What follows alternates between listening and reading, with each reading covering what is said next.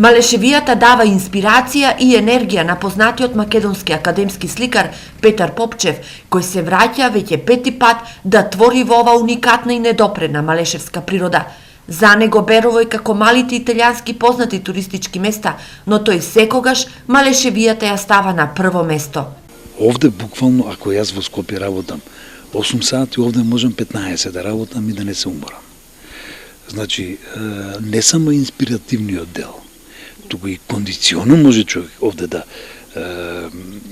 си го одработи оној свој дел.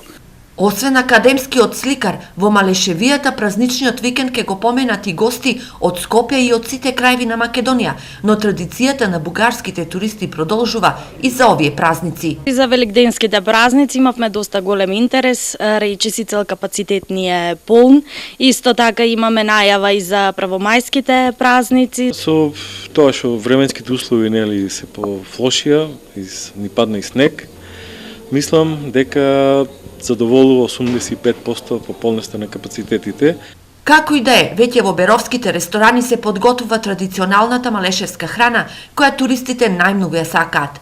Клиси со прас имаме, селско месо, малешевска татава и сега посно малце имаме тоа крапче, посно гравче. Но која е тајната на малешевската трпеза? По стари рецепти, од најбитно што потекнува месото и состојките потекнуваат од Малешевијата, како празно што е месото од домашно производство. Беровските угостители се надеваат дека ниските температури нема да им ги предомисли гостите да го посетат Берово. Би требало да биде добро, значи колку секоја година за година се подобро е, така да ќе видиме.